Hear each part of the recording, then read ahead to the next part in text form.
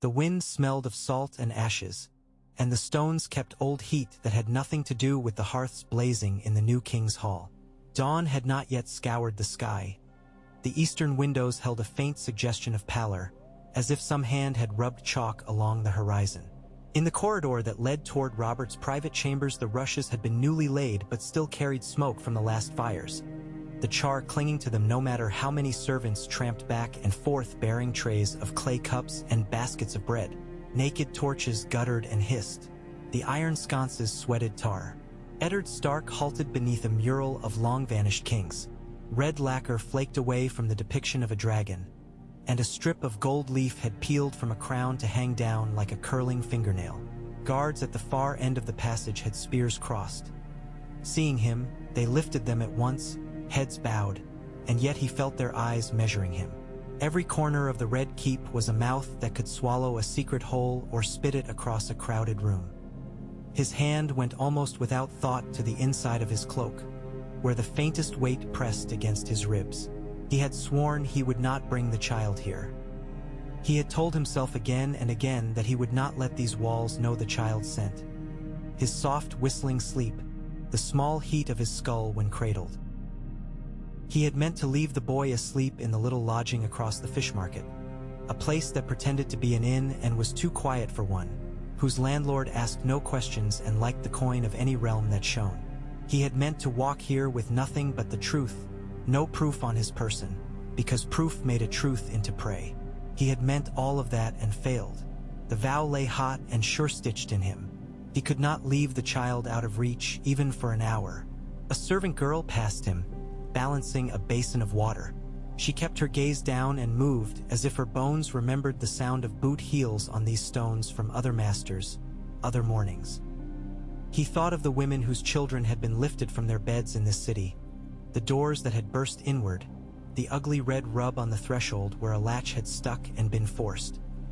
He had not seen those rooms but had walked after, hours later, and smelled the copper and heard the low hum of voices that had decided already what story would be told. Lyanna had been a mother for as long as it had taken her to cough crimson into linen and clutch at his hand. She had been a daughter and a sister and the bright, reckless heart of a cold house, and then, at the end, she had been only a voice saying something that bound him tighter than any knot a sailor set. He had combed her hair back from her forehead, and it had clung to his fingers. He had not been able to rise when the last rattle left her. He had not been able to say any word that was an answer. He drew that breath now again and again until it settled. The guards straightened as he came on. He nodded to them and pulled the heavy door. The hinges complained in a voice like a rusted gate. The room beyond was not a king's chamber yet. It had been a Lord Solar when the previous dragon monarchy had meant to sleep and wake elsewhere. Now the hearth was stacked with logs cut from the king's new forests, and they coughed sap into the flames. A table held a map weighted by cups, a sword belt, a half-eaten wheel of cheese slumped in its own oil. On a chair the man they had made into a crown-bearer lay sprawled like an old hound that had run too far in the sun. Boots abandoned, shirt unlaced, one thick forearm thrown over the eyes.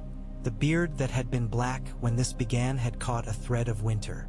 It was threaded more heavily today in defeat or victory. It was not always simple to tell those apart in Robert. "Don't stand there like a ghost, Ned." The forearm dropped. The eyes were reddened from drink or from an hour flung against a closed future. "Either come in or come fetch me a barber. Saints, I must look a fright." Ned shut the door behind him. The latch fell into place with a heavy little thud. He drew the cloak closer so the bundle beneath. The child made a faint sound, the breath catching and let go again. Robert's head turned a fraction. He frowned as if hearing some echo from a well. Then, like a man shrugging off a weight, he rolled back and sat up. His smile arrived like summer over the mountains. "You heard." He swept a hand at the map as if it were a whole country and he had chosen its weather. "They're shouting my name in the streets." Well, they were. "It's early now. They're sleeping it off. I should be sleeping it off." But then a man crawls through a war to sit and watch the sun come up on his own roof and decides he wants to see it, so here we are. There's a jug somewhere. Ned did not move to find the jug. He came closer. His boots had tracked mud from a city not yet scrubbed clean of its last rule. I came early to have the room. He glanced at the wall, where a tapestry showed a herd of elk streaming across a winter field. The antlers were velvet with dust. I need you to hear me. Robert eyed him with the combat of affection and suspicion that had marked nearly every day of their brotherhood. You have that face. What face? The one you wore before you told me my latest fling had brothers. Sit, damn you. Ned did not sit. He went to the hearth and might have been warming himself but for his posture. Not the ease of a man finding comfort, but the bridle of one about to mount a horse that would not forgive a slack hand. He let his palm find the mantle. The stone was warm from new fires. The child's weight altered. Ned's hand pressed down reflexively, protective. The past crowded in. He could see a hall far to the south where no frost ever hung from the rafters. Hear a shrike outside the window tearing its kill into neat parts. See a bed where feathers had been poosh. D into clumsy hills. Watch a girl's mouth forming syllables like coins he would never spend. If there were gods, they had made men with memories so that suffering did not have to travel alone. Robert rose. He found the jug, poured into a cup, and then stopped. He looked at the liquid with a puzzlement that in another man would have been a sign of sobriety. In him only the prompt before a decision. He set the cup down untasted and turned to face Ned, arms folded. The shirt gaped at his chest. The scar he had earned when a Dornish spear point kissed bone and skidded left was a pale hook. Out with it. There's all the day for politics, and old men who want a piece of me, and women who want to be told they're queens. You look like none of that.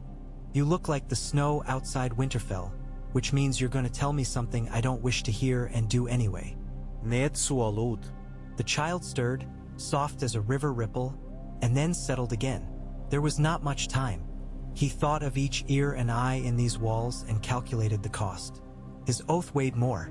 Lyanna, Ned said.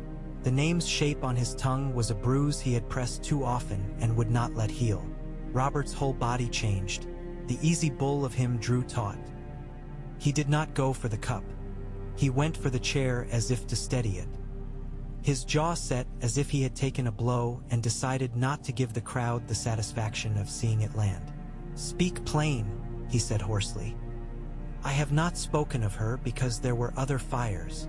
Ned lifted his eyes to Robert's. He did not look at the tapestry or at the flames. He did not look at the sword belt. He looked at the man who had been a brother. If I waited any longer, I would be making a coward's excuse out of time itself. I will speak plain now. Robert nodded, curt as an executioner. She left Winterfell because she chose to, Ned said.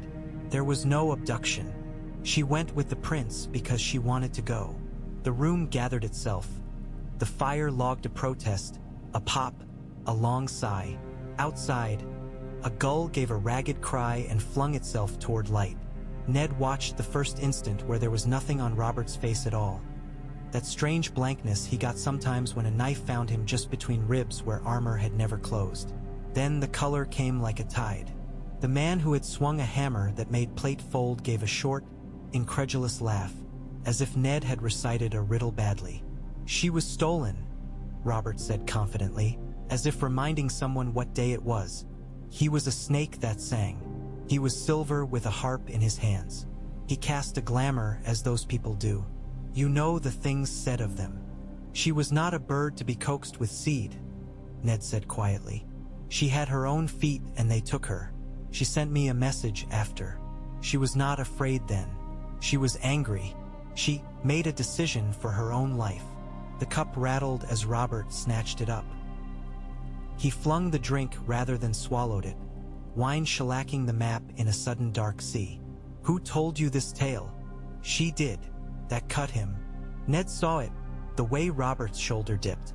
The world they shared had always had an easy geography. Honor was a straight road, and your brother's voice in your ear was the signpost you did not need to check often. He stared at Ned like a man picking out features on a cliff face where he had expected a garden. Don't. Robert's hand shook. He put the cup down carefully. Don't take her voice and give it to him. Don't put his words in her mouth. He was not in the room, Ned said, remembering the stone. The light like water on a wall. The way a person's skin could grow both flushed and terribly pale when it was drained of all the heat that made it up. He never came near that place at the end. I went there and I saw her. Did I ever lie to you? Robert made a sound. When we were boys, you and I, Ned went on, because sometimes you had to put your voice over the roar in another man's head. You threw yourself off the Ares Mountain Hall roof into a drift so deep it swallowed you. You came up laughing and your lip had split and I thought you would bleed to death. And you were laughing still. I thought of that when I first saw you swing your hammer at the ford. It is who you are. You were not made for careful steps. I know it better than anyone. I tell you this not to shame you. I tell you this because I could not speak a truth and watch you live wrapped in a story and call myself your friend. Robert's hand curled on the back of the chair. He turned his head away. She loved me, he said. It was not a challenge, only a confession. She was meant to. Did you? Ned asked. Robert's head snapped back. Did I what? Did you know any part of her that was not the part that laughed at your jests and cut the apple in two and sent the pieces flying with the edge of a knife? Did you see what she did when she was alone? I did not truly. I was her brother and I cannot claim I knew her voice when it spoke for herself and not to please us both. That is our failing, not hers. Robert looked wounded in that strange, naked way men do who have never allowed themselves to be pitied by anyone. He looked like one of the stag heads on his banners, majestic and suddenly fragile, the painted eyes giving away the nail hammered through the skull. She was a girl, he said fiercely, almost pleading. She was, Ned said, and felt the ache of that. And women must choose, even when they are girls. There was a very long silence. Outside, the city began to stir. A rattle of wheels and a donkey's bray. Somewhere below, someone was singing a bawdy song in a voice too hoarse for a song. I killed him, Robert said at last. I killed him for what he did.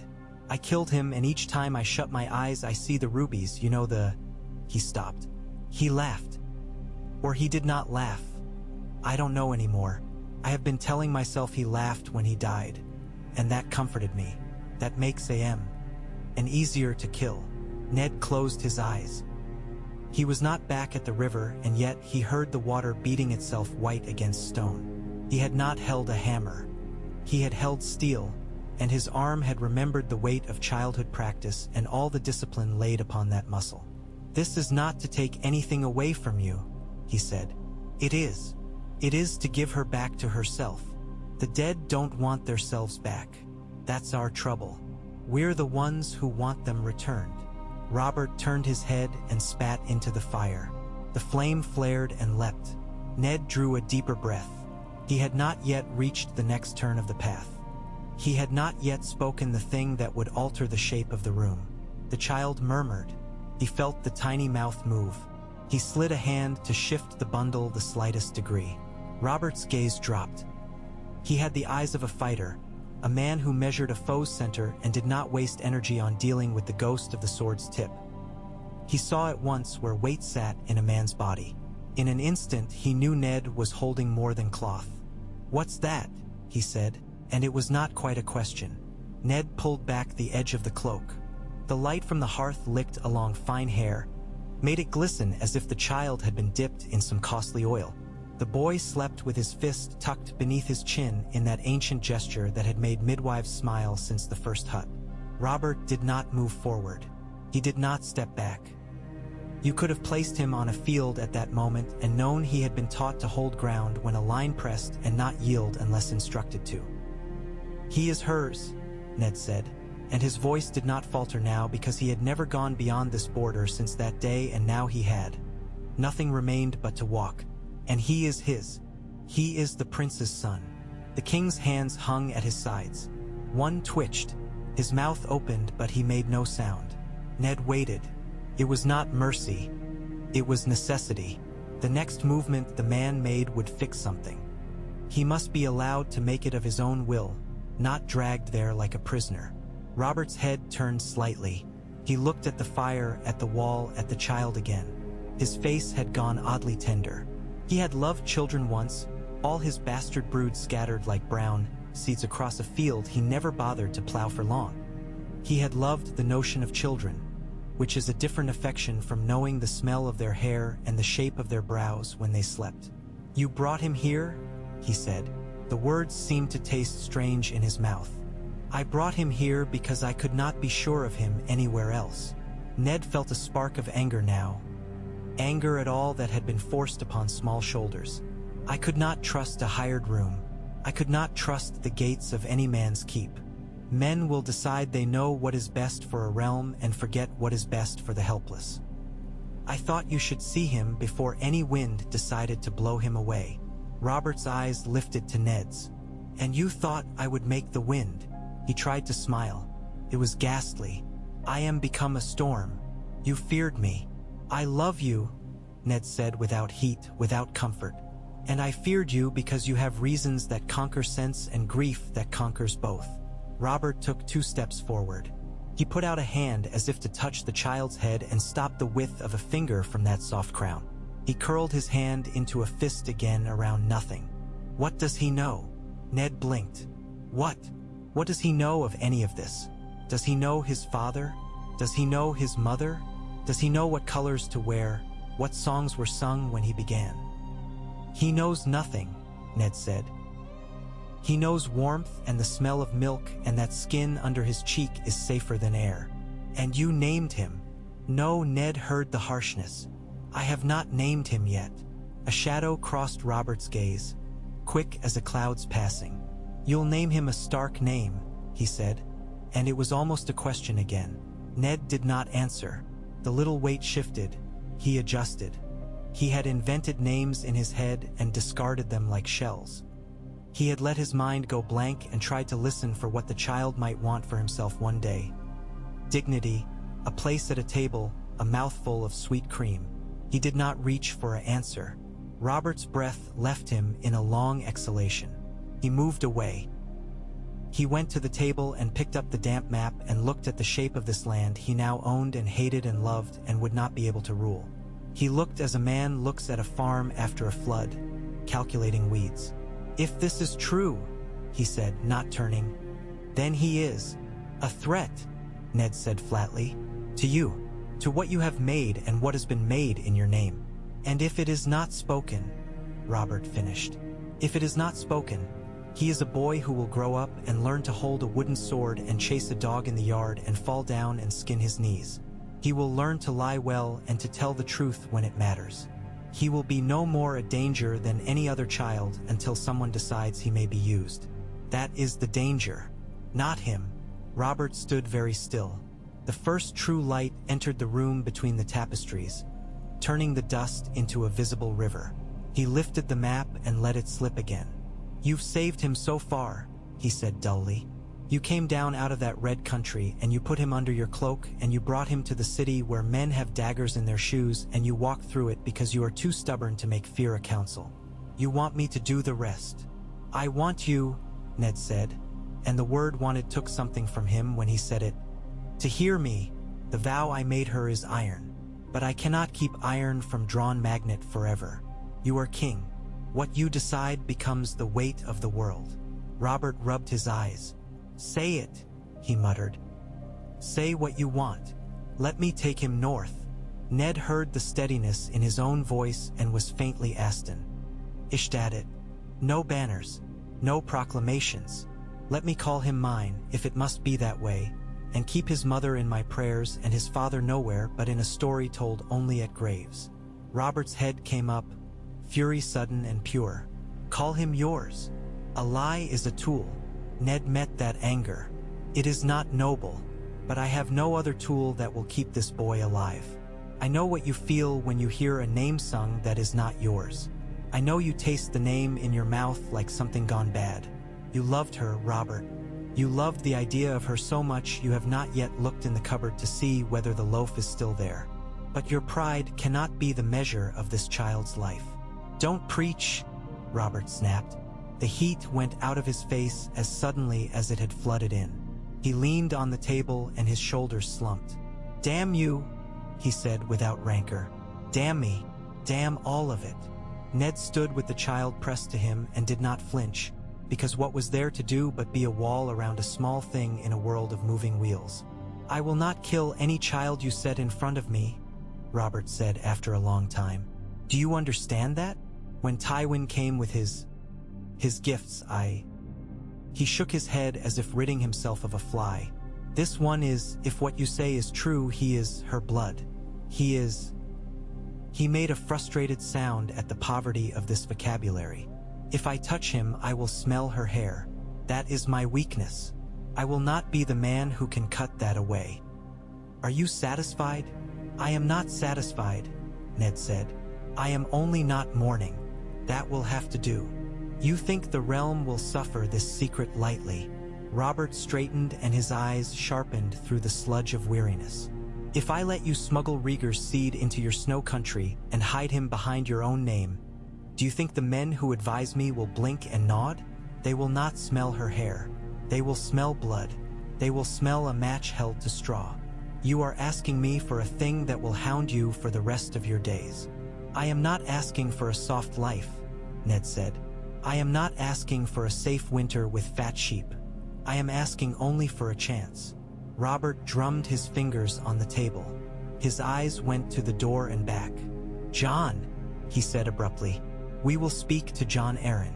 He has the patience for these riddles. He will know which knife is sharpest."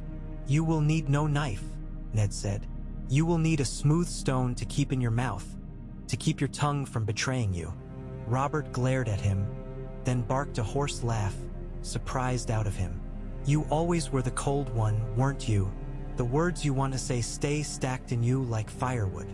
Ned wanted to remind him that it took discipline to not waste wood when winter ran long. He said nothing. He only adjusted the child again when the boy stirred, eyes fluttering, a pale gray trying out the light. Robert watched that tiny motion as if it were warfare on a field he did not know how to fight. "He looks like nothing yet," he said helplessly. "He could be anyone. He could make of himself anything. There is cruelty in that. There is mercy too." Robert did not argue. He crossed to the chair and sat, as if that ordinary movement were more effort than he wished to show. He rubbed the scar at his chest again and stared at the floor. "We cannot take back what's done," he said, "but we can make new work over it. Tiles over a cracked floor. You'll take him north. You'll call him yours. You'll tell your lady whatever tale you must. I won't ask the words of it. Keep them. They're poison, and you always were better with poison than me. I will say this. If ever he stands before me a grown creature with his father's stare, if ever he lifts a blade and you are not there to lower it, then I will be the storm. I cannot promise more than that. But I will not hunt a child. I will not do it. Not her child." His voice was rough on that last. Ned nodded. It was assent and also a strange kind of sorrow. He had not expected to feel sorry for the king. He had not expected to feel anything but relief. "He will need milk," Robert muttered, almost to himself, and the absurdity of the sentence eased something tight for a breath. "And some woman to coo at him the way they do, convincing themselves he listens. Keep him out of the sun. That red country down there." He jerked his chin toward the invisible south. "It bites like a snake. Don't let him sleep in the wind. It steals heat from the bones. That is the advice of a soldier and a fool. You may tell the nurses their king knows his business." "I will tell them," Ned said gravely, and one corner of Robert's mouth twitched in answer. There was a rap at the door, discreet as a cat's paw. The two men looked at one another in a quick communion, and Robert said, "Come," in the voice he had already practiced for courtiers, the one that kept its own counsel. The door opened and a servant bowed, holding a tray with bread and a new jug and, incongruously, a tiny pot of honey. Behind him, a taller figure loomed with long bones and a gentle, learned misery in his posture. "Jon," Robert said, "you float like a ghost. Come in and scold us. This one is lecturing me already." Jon Arryn's eyes went first to Ned's face, the way a man looks to the weather vane before he decides which door to use. He knew the shape of grief on his foster sons, knew the pattern of weight on their shoulders and what kind of sack it indicated. He set the tray down, dismissed the servant with a glance, and shut the door. Only then did he see the child. He did not start. The surprise moved only in the depth of his gaze, the way a slow fish shifts deeper at the shadow of a hawk. "Lord Eddard," he said, his voice dry as parchment blotted for years with careful ink.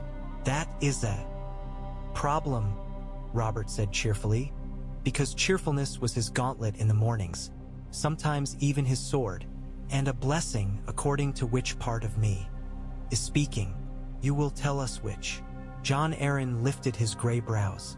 "I am old," he said mildly. "I am no midwife, but I see his hair and his mouth and I can guess. If this is brought to court as a truth, it will rip the new banners in two." "It will not be brought to court," Robert said quickly, perhaps too quickly. "It will be brought to breakfast, north of the neck, and fed simple fare with wooden spoons. That is what will happen." He looked challengingly from Jon to Ned. "We three will hold it so between our hands that no one else will feel its warmth. Can we do that, my lords? Or are we overmatched?" Jon Arryn studied him for a long moment, and the affection in his gaze, though wrapped in the cloth of worry, was unmistakable. He had watched these boys turn into men and now one of them into a king. He knew what promises they could keep and what another kind required from them. He came forward and placed 2 fingers on the child's brow. The boy sighed and made a snuffling sound, the serious expression newborns wear when their dreams jostle them. "It is a simple matter to hide what no one looks for," Jon said at last. "It is a very hard matter to keep men from looking once they are told there is something to find. I would advise telling no one that is not in this room. Not even your lady, Lord Eddard. Not yet." Ned bristled. "It is not in me to lie to her."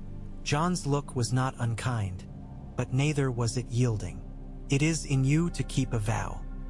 You may be bruised in the keeping. That is the nature of it." Robert seized the jug and sloshed wine into 3 cups. He handed them without ceremony. "To vows," he said with a wry grimace, "and to the idiots who make them. Drink, damn you both. Let it make this taste better." Ned took the cup but did not drink yet. He adjusted the boy, who had woken now and was making the faint mouthing motions that mean a life turns toward hunger. Jon, seeing this, poured a splash of the honey into a finger bowl and dipped the tip of a spoon. He held it near the child's lips, and the boy latched and sucked and then made a face at the strangeness of sweetness. The 3 men watched him as if they had never seen anything so human. "You will need a wet nurse before the day's end," Jon said practically. "I can find one whose husband died in the war and who has milk to spare and no strong allegiance. We will call her lad's mother dead in the city. There are 100 women whose stories can be borrowed." Ned felt that as a blow and made no sign. He only nodded. "And a name," Jon added. "You will need that too." Ned had been prepared to answer with one of the names that had circled him in the night, strong, northern names like flat stones set across a stream. Now, unexpectedly, he found himself looking at Robert. The king saw it. He tried to wave it away, as if it were a fly he had no time to bother with. "Don't go putting me into this deeper than I am, Ned. It's your mess to carry. Call him whatever those people call their boys up there. Morn or Snow or—" Ned said quietly, "He'll be a Snow by law." Robert made an impatient gesture. "By law? You and your law. You were always the boy who sweated on his lessons. He'll be whatever you make him because you're stubborn. Call him what pleases you." Jon Arryn, a gentle witness to this awkward dance, said, "Choose a small name with no music to it. Let him pass in a room without drawing a song after him." Ned nodded. He did not speak it yet. Names had a way of knowing when they were spoken. When he finally tasted the wine, he found it thin, as if it had been stretched to last a new court through its first weeks. He put it down. "I'll leave by noon." Robert blinked. "You don't even wait for the fools to gather and ask you to sit as my hand. You always ran when the party started." "I have work to do," Ned said simply. "What? Teach a boy to grip your finger?" Robert's mouth twisted. "You could do that anywhere. Do you think my new lords will blink if I tell them I need my oldest friend to mind my numbers?" This city eats more coin than a dragon eats cattle. I need a man who can count and who won't steal. Don't be a... He caught himself and looked at the child. Don't be yourself. Ned smiled without humor. I will send you men who can count. Better than me. Less likely to make enemies with a glance. You already have, Robert said and sobered. That's the other matter. Tywin sent me gifts I did not ask for, and Varys brings me whispers I do not want to hear. Every man who has the coin to buy a blade or the voice to call a banner means to pull at me. Jon, you will stand in the door like you did at the Eyrie. Jon Arryn bowed his head. I will do my best to keep the fleas from biting too hard. And I will keep your door like a guard dog, Robert said to Ned. And for a second you could see the boys they had been. It brightened the room like a candle. Go, take your snow boy, build your stone wall around him. But write to me, or I will ride north and break your gate and haul you by your neck to the city. Ned said, I've seen you ride. I know the dust your horse makes. I'll be ready at the gate with a basin of water. The words came out gentler than he had intended. They were, all three of them, men who had lost homes and found rooms in one another. They had no grace for it. They had only awkward jokes and the way hands reached without thought to steady a chair or a child or a sword belt. When Ned left the room, the light had strengthened enough to show the imperfections in the king's new banners. The stitches too hastily knotted. The dye not set so that a rain would bleed it on a wall. In the corridor, the guards stood aside again. He walked with the measured pace of a man carrying both a treasure and a confession. The city had awakened. Fish scales gleamed on the stones outside the inn, and someone had thrown a mat down to catch them, but not before they had made a mesh of silver on the cobbles. The sky Ad turned from chalk to an unflattering blue. Ned kept his hood up and his eyes on his own feet. He moved through the lanes that ran along the hill like capillaries. The boy slept again, fed and content. In the courtyard of the inn, Howland Reed was waiting in the shade of a cart. He was small, the way men from his land were small, but his eyes had a width to them that made people step back when he looked up. He had always seemed made of water to Ned, soft against rock and yet wearier rock down by his persistence. You told him, Howland said, making it a statement. Ned nodded. He will not call for hunting hounds, he added. Howland's mouth curved. Your Robert is a many-colored fish. He shone one color when he was a boy and another when he grew into his armor. Today he is the one who loves and cannot admit it, and the one who hates himself for loving. Tomorrow he may be something else, but with this you placed a reed in the current. It will change the flow, if only a hand's breadth. Ned tied the bundle tight. The boy's face was visible now. He had yet to settle on a beauty or a plainness. He had the look of new things, all potential. Ned felt the faint upward tug. Love is a rope knotted to the ribs. There will be eyes, Howland said. Men in the golden cloaks will sell a rumor for the price of an orange. Women who were not asked into certain rooms will make up what they wished had happened in them. You must be steady as a boat in a marsh. You cannot moor to every whisper. I will be steady, Ned said. His own voice sounded like someone else's. A horse shifted in its stall and pushed its nose over the gate to huff at them. The breath smelled of hay and of the sweet rot of apples. Ned stroked the coarse hair between the animal's eyes and felt a moment of peace for no reason at all. North, Howland said quietly. Yes. Ned looked up the hill toward the red stone that did not deserve its name, at least not now when it looked only like a scab on a knee. Without banners. You will have me, Howland said, and 4 men who kept your secrets in the desert, and a woman with milk. He gestured, and a figure came forward from the shadowed doorway. She was middling in height and strong in the hips, with a tired mouth and eyes that were brave from habit. She looked at Ned without fawning, the way women look at men they have had to trust because there was nothing else to do. This is Maya, Howland said. She lost her husband at the Trident. She has a child 2 months older than this one. Her child thrives. That is proof of milk. She will not ask questions, Lord Stark. Maya gave a small nod. I will not ask, she said, and the bluntness in her voice made the words better than any oath. I will take the coin. I will feed the boy. When he smiles at me, I will not ask whose smile it is." Ned said, "You will be paid enough to buy a flock if that is what you like. You will travel in a cart and not on foot. When you say you are tired, we will stop that day. If anyone asks, 'This is my son by a woman in the city who died.' That is the tale. It is not kind to the dead. It is kinder than the other." Maya's mouth softened for a moment, as if she had heard something there about her own losses. She reached for the child with the competence of one who has already done this every 3 hours for months. The boy fussed at the change and then settled when he found the milk again. His small hands flexed. He wore no ring and no mark. He was only a mouth and a belly and a pair of learning eyes. Ned turned to Howland. "There is no caution we can take that will be as good as not being seen," he said. "If someone begins to watch us, we will pay a man to imitate our party and let him go through a gate loudly while we go the long way around through the sheeplands.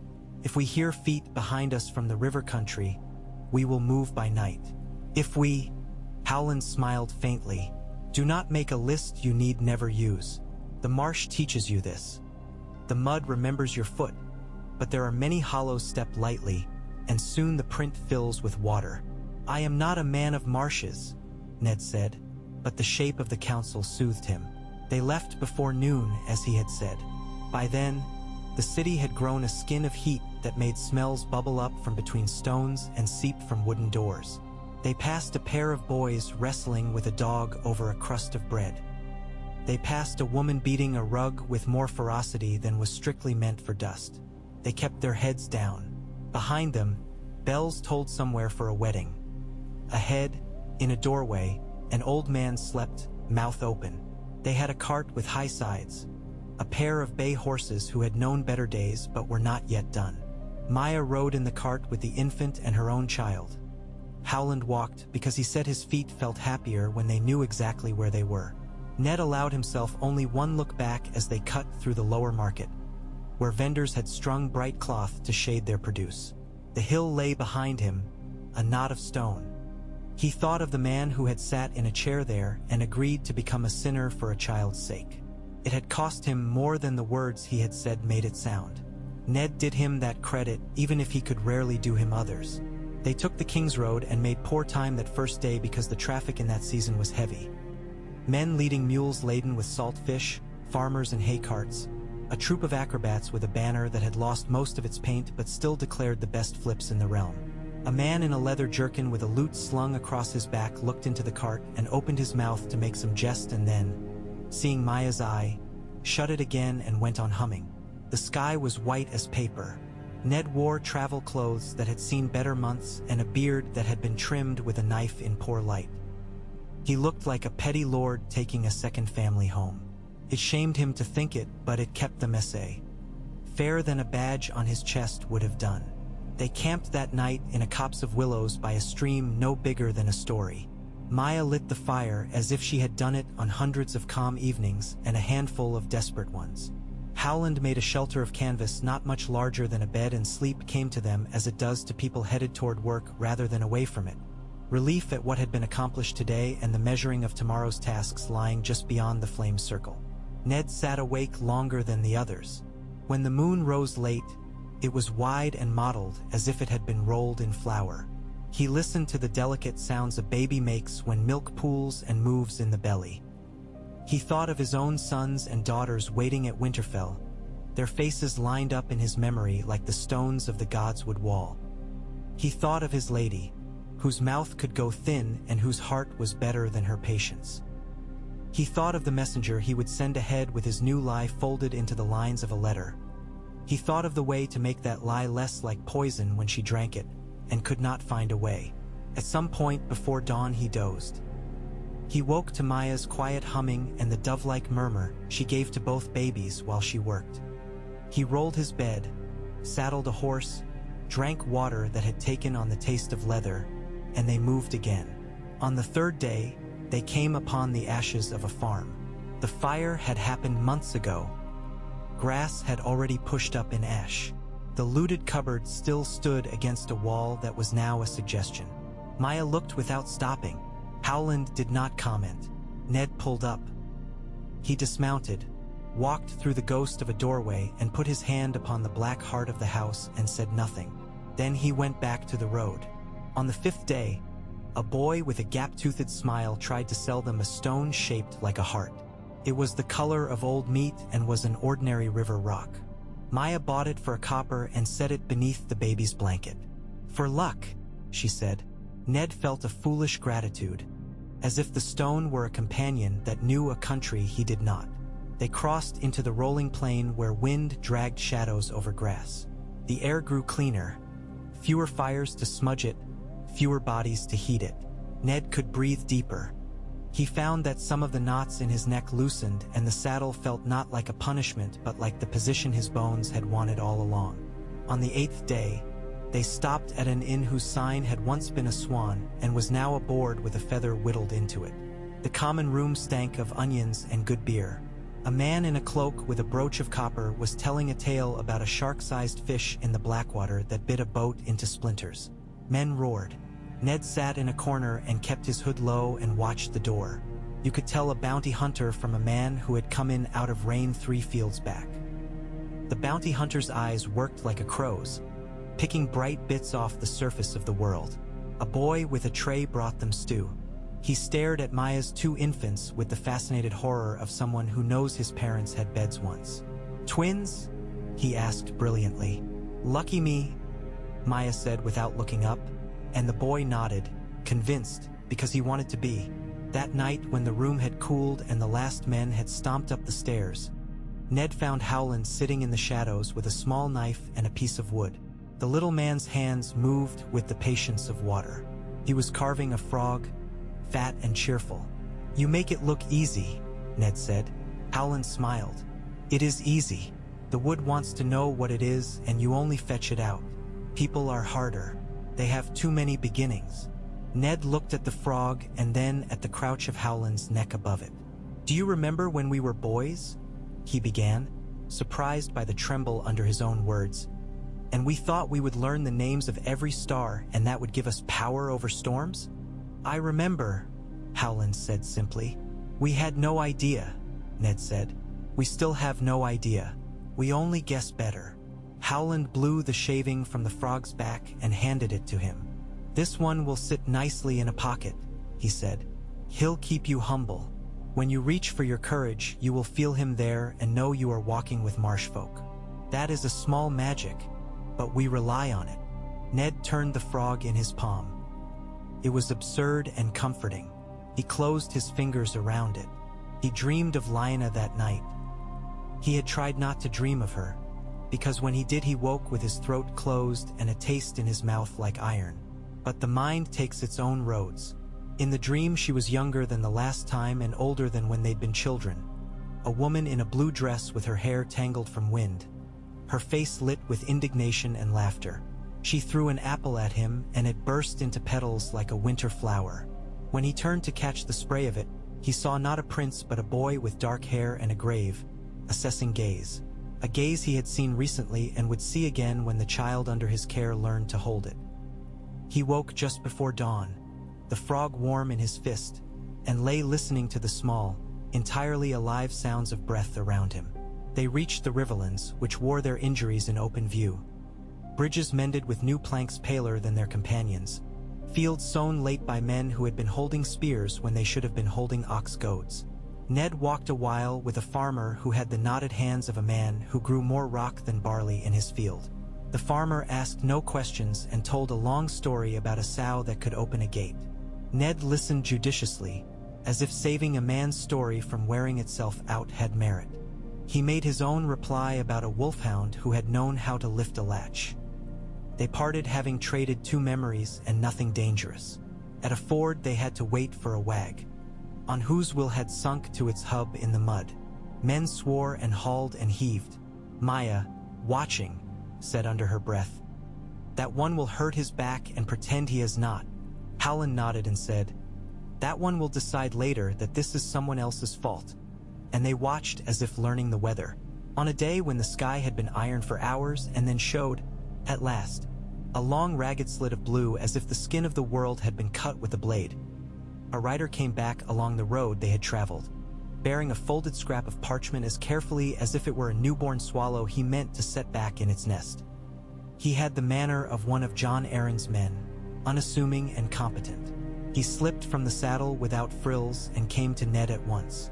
"For you, my lord," he said. Ned did not take the scrap immediately. He looked at the man's face, which had the blind confidence of those who believe in good lords and the gods' interest. He reached and unfolded it. The hand was neat and sparse and said what it meant in few strokes. He read it, then read it again, then folded it. He burned it in the small fire under the cart and ground the ash into the dirt. "How is it," Howland asked, "that I will learn what was in that letter and yet you will not have marred your oath to keep it?" "Because I will tell you the shape and not the ink," Ned said. "Robert's house is restless. There are men with golden hair who think the king owes them more gratitude than he has paid. There are men with beards that know too much about secret passages. Jon Arryn will hold the doors as he can. Robert says we must be gone and quiet. He says..." He stopped. He had not known until that moment how the words at the end would turn him inside. "He says he is sorry he ever asked any woman to bind her hair for him." Howland's face did not change. He reached out and put a steadying hand on the wheel of the cart, a small, practical gesture. They moved on. They slept in a barn that smelled of hay and cat piss and woke in the company of swallows. They ate cheese that had traveled too long and laughed at the faces they pulled over it. They listened to the news that travels quicker than king's messengers. A harvest saved by last-minute rains, a gambler who had beaten a man bigger than him by becoming his friend the night before, a baby born on a wane. At a crossroads where an ash tree sucked moisture from soil for yards around, a woman stepped from a copse and stood in their path. She wore a dress the color of lichen and her hair was gray in the way that is more like silver.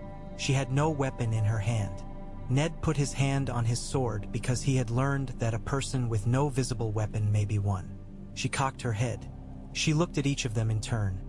Howland, whose gaze slid like light on water. Maya, who looked back calmly.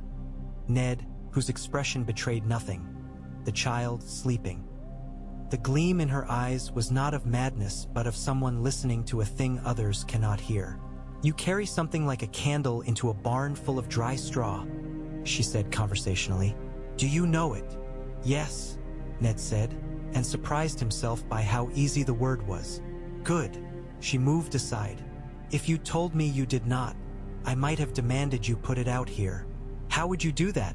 Howland asked mildly. She grinned. It made her briefly young.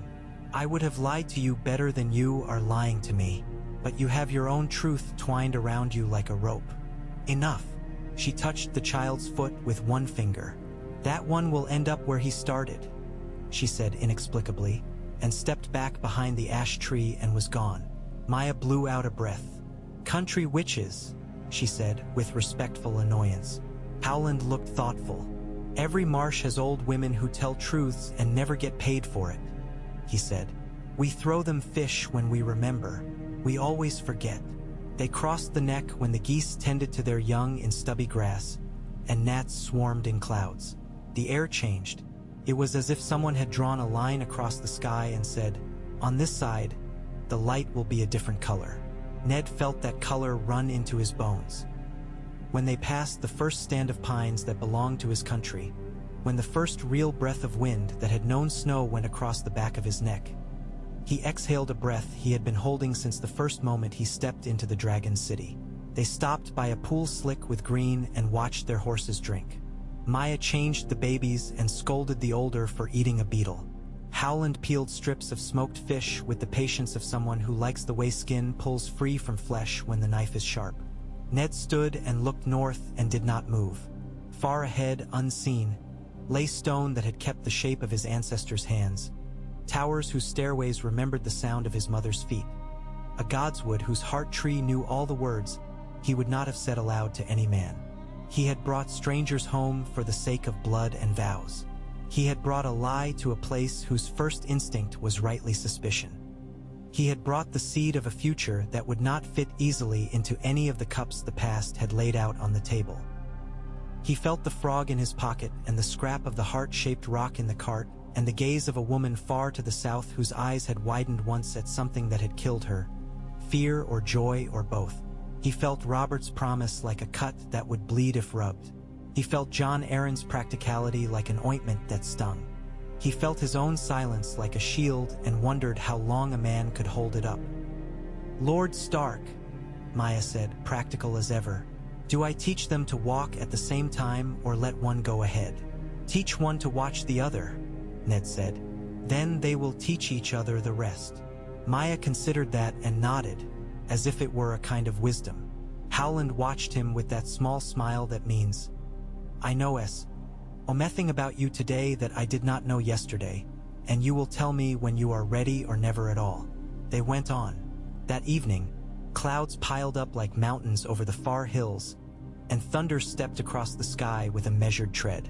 The wind bent the tops of the pines and brought a smell of rain and resin and the faint iron that lies in the heart of a storm. Ned looked up into it and tasted it and thought of a king sitting alone with his hand over his eyes and a vow in his mouth he had not known he could utter. The first drops fell fat as peas. Maya covered the babies and laughed. Not a girl's laugh, but the short bark of a woman who has seen worse and is relieved that for once the sky has chosen a simple trouble. Howland spread a second canvas, and the four of them huddled under as the rain came down with a sudden, unembarrassed generosity, washing the road, beating dust into dark, lifting the smell of the world like it was a blanket shook out before it is laid fresh on a bed. When the rain passed, the stars came out in their thousands, the way they do when the air was hard-worked into clarity, and Ned, not knowing their names and not needing them, lay on his back and let their light fall on his face. He thought this, that a truth is a blade and a salve both, and that a man who refuses either cuts himself doubly. He closed his eyes and listened, more than anything, to the ordinary sound of a child breathing, his small ribs moving against a world that had decided to keep him. He listened until the sound became a kind of prayer, and then, without meaning to, he slept. They came to the moat when the fog was doing its old work, draping the stones in rags and making ghosts out of reminders. Maya gaped at the size of what was left of a thing that had once guarded the world. Howland touched the green-mossed blocks with a tenderness that was almost a courtesy, as if greeting old, stubborn kin. Ned rode ahead, and the iron gatehouse seemed to regard him with its eye slits and then, grudgingly, let him in. When at last the walls of his home rose, when the ravens that lived in their towers called out in their harsh, conversational way, a small figure broke from the men on the gate and ran down the steps with a disregard for dignity that made Ned's throat tighten. It was his son, the elder, that solemn boy whose hands were already learning the weight of responsibility like a secret only he was allowed to discover. He ran as if he had been unmoored for weeks, and now the boat was back and he could tie it and stand on it and it would not move. He ran until he was breathless and then skidded to a stop because he was, even in joy, careful. "Father," he said. He did not throw his arms around Ned. He stood with his chest heaving and his eyes wide and everything in him attentive. "You are home." "I am," Ned said, and the word had the taste of clean water after work. He dismounted and put a hand on the boy's head and felt hair like his own and something under it he could not claim to understand. He glanced up to the gate. His lady was there. Her face did what faces do when they have learned to wear civility and are now called upon to wear sorrow, anger, love, and confusion all at once. He lifted the child from the cart, and the people who had gathered watched as if a pageant were being enacted in which they would be able to read the next year's weather.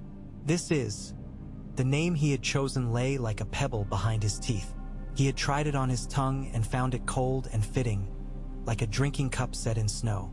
He saw something like a question sharpen in his lady's eyes. He felt the quiet coil of his own care wrap tighter. "This is my son," he said plainly, "born of a woman in the city who died in the chaos. He will need a place among us." His lady's mouth made a small, precise line, like a seam neatly sewn. Her voice, when it came, was level and not cold. "He will have a place," she said, and if there was any word under that one, it did not show itself. She did not look at Maya with disdain, nor at the child with a flinch. She looked at the man she had married and took her measure of the room that would be theirs from now on. crowded as it would be with visible and invisible children. Later, in the quiet of the room that looked west, Ned stood with his hand on the carved post of the bed and watched the child sleep in a cradle someone had found in a storeroom and cleaned of cobwebs. The lullaby drifting from the next chamber was one he had heard when he himself had been small, old and plain, more chant than song. He did not turn when his lady entered. He did not speak first. He felt like a thief who had brought home something stolen and knew that to ask forgiveness was to ask for a thing that could not be given in words. She stood beside him and looked at the boy. When she spoke, she kept her voice low, as if not to disturb the sleeper. "He has your mouth." Ned thought of the prince with his fine-boned face and the way light had made him seem almost not of this graded world, and he almost laughed at the wrong time. "He has a mouth," he said. "It will need feeding." She did not smile. "What is his name?" Ned said it, and it felt simple in the air between them, and it felt like laying a coin on a stone. She took that in. She nodded once, as if marking it in a ledger.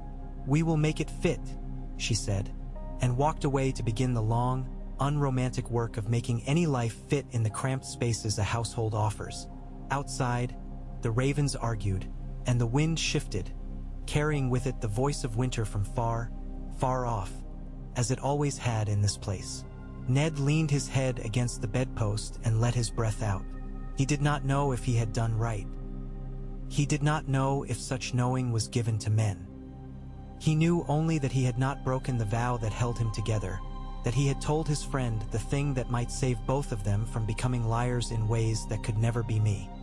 Dead, and that now a child slept under his roof whose life would send out ripples no man could count. He closed his eyes and saw, very briefly, Robert's hand hanging above the child's head and not touching, and the small pity in that. He saw Jon Arryn lighting a candle and bending to write a letter with care, his old back rounding like a bow. He saw a woman in a dress like lichen stepping back into a copse with a grin. He saw an old stone with water in its cracks. He saw his sister's mouth shaping a plea he had already answered. He opened his eyes. He stood there until the candle guttered, until he had to move to save it from setting the coverlet alight, and then he sat, and from the habit of a man who has never been idle, he reached for work. In the morning, the men of his household would come with questions. The maester would come with a new list of shortages, as if writing them made them less. His son would come with a wooden sword and a look he would someday learn to soften because he would have to. His daughters would come with braids done and undone, with stories layered over one another like leaves. The boy in the cradle would come awake with a cry that would be more insistent each day as his lungs learned their strength. Somewhere far to the south, in a city that had not washed itself clean in all these years, a king would sit and find that some mornings he was more storm than man and some mornings less, and that both were a burden. Somewhere to the east, there would be a hiss in a whispering chamber and a promise in a red library and a calculation on a carved desk. And all of it would look at old maps and forget the way a child's breath sounds when it evens in sleep. Ned reached toward the cradle. His hand hovered above the small heat of the boy's brow and did not touch. Then, this time, deliberately, he laid his palm down. He felt the softness rebuke and bless him both. He stood there until dawn slid its thin blade under the curtains, and then he lifted his head and went to meet his day.